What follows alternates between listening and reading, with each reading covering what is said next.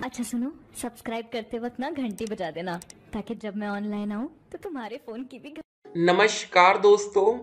अब देखिए, आज हम इस वीडियो में बात करेंगे डीएलएड बीटीसी का जो रिजल्ट आ चुका है और उसमें अगर आप गलती से फेल हो गए हैं तो अब आगे की तैयारी कैसे करना है। जी हाँ दोस्तों, क्या आपको जानबूझकर फेल किया जाता है? सब कुछ हम आपको इस वीडियो में बताएंगे।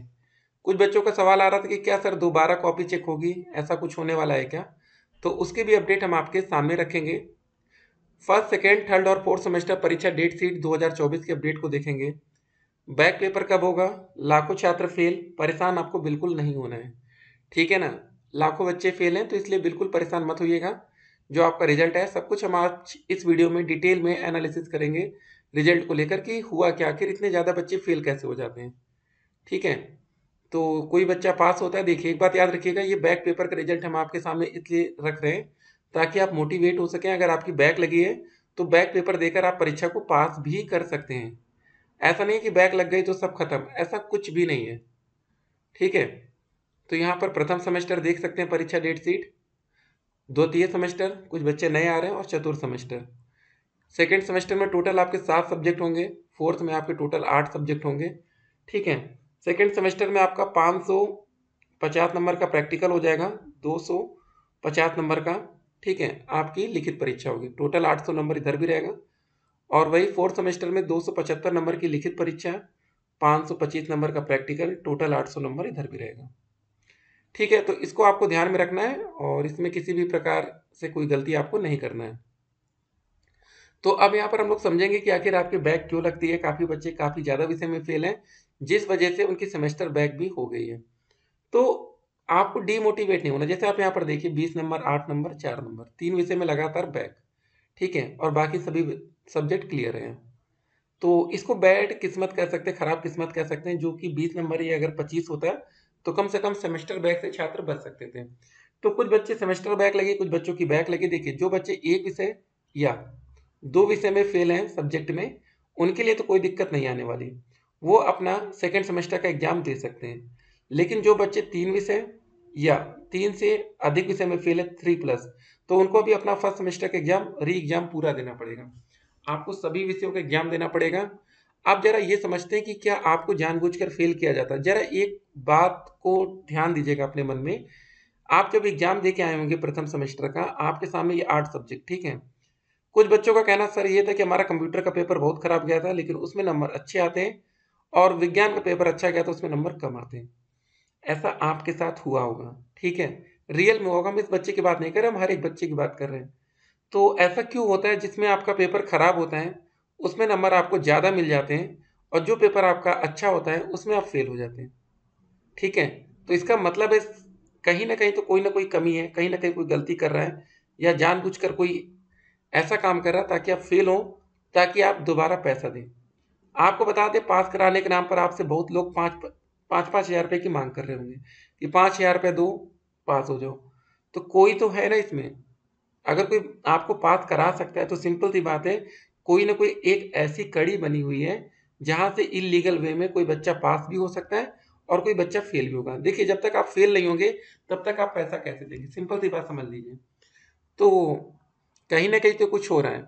तो हमें नेक्स्ट टाइम क्या ध्यान देना है, जब अगली बार आप पेपर देने जाएंगे, अगर जिसकी भी बैक लगी है उसको क्या ध्यान देना है? देखिए दो एग्जाम होता है, एक तो आप नॉर्मल पास हो जाते हैं तो उसमें बहुत ईजी रहता है निकल जाना, ठीक है, बहुत आसान होता है।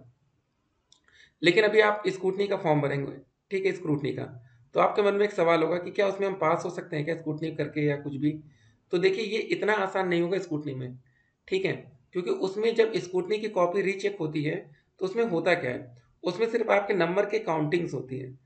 जिसमें बहुविकल्पी में 1+1+1 ऐसा रहता है ना, कोई क्वेश्चन छूट गया तो उसमें नंबर जोड़कर दिया जा सकता है। ये कभी मत सोचिएगा कि कोई क्वेश्चन को दोबारा, जैसे मान लीजिए 2 नंबर का क्वेश्चन था, अगर आपको टीचर ने 1 नंबर दिया तो ऐसा नहीं कर सकता कि उसको रीचेक करके 1.5 नंबर कर दे, ऐसा नहीं होगा।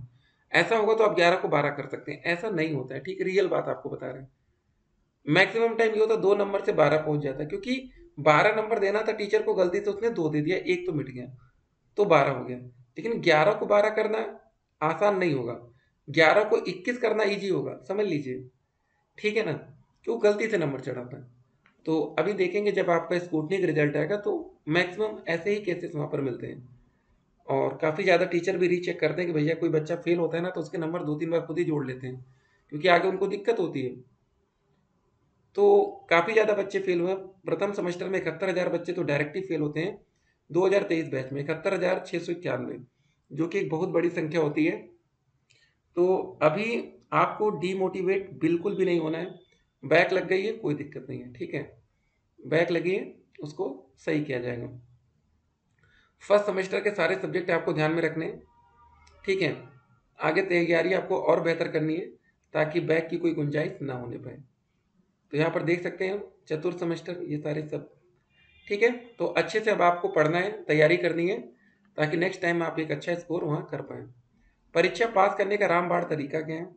देखिए, पहले दिन 2 पेपर होता है, दूसरे दिन 3 और तीसरे दिन भी 3।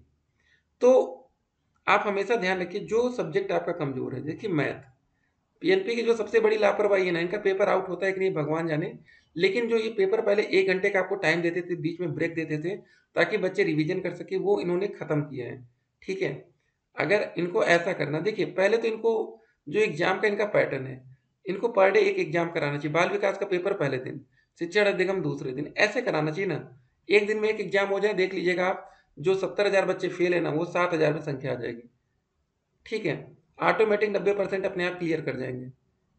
एक दिन में 3 पेपर का जो प्रेशर होता है वो बच्चे झेल नहीं पाते हैं। जिन बच्चों की गणित कमजोर है वो क्या करेंगे बताइए। जो ये विज्ञान में बैक लग रही है वो गणित के चक्कर में ही लगी है। किसी भी बच्चे को हम बता दें आपको क्यों बैक लग रही है, क्योंकि कुछ बच्चे गणित को पढ़ने के चक्कर में विज्ञान को पढ़ते नहीं है, ठीक है। ये सबसे बड़ी लापरवाही है। कोई बच्चा अगर फेल हो रहा है तो हर पहलू को आपको समझना पड़ेगा और आपको फिर से एक बार अपने आप को तैयार करना पड़ेगा। फिलहाल आपका जो बैक पेपर का एग्जाम है वो दिसंबर में हो सकता है, ठीक है। अगर कोई भी पैसे ले रहा है, कोई भी मतलब इलीगल वे में काम करा रहा है तो वो एकदम गलत बात है, ठीक है। इसको हमेशा ध्यान रखिएगा। जो आप लोग शॉर्टकट तरीका सोचते हैं पढ़ लीजिए, वो ज़्यादा बेहतर है। पैसे के चक्कर में आप फंसेंगे, बहुत बार आपका पैसा डूब जाएगा।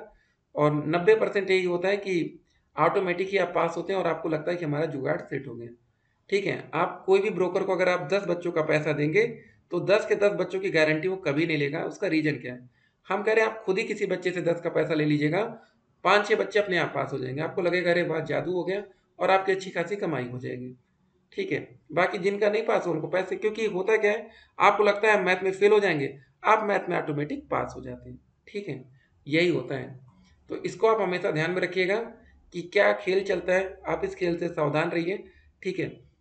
तो इन सब चक्करों में आपका अच्छा खासा पैसा बेकार होता है, आप लोग मेहनत नहीं करते हैं, काफ़ी दिक्कत है ना, सिर्फ पैसे की बात नहीं है, आप लोग पढ़ाई भी नहीं करते जिस वजह से आपकी बैक भी लगती है।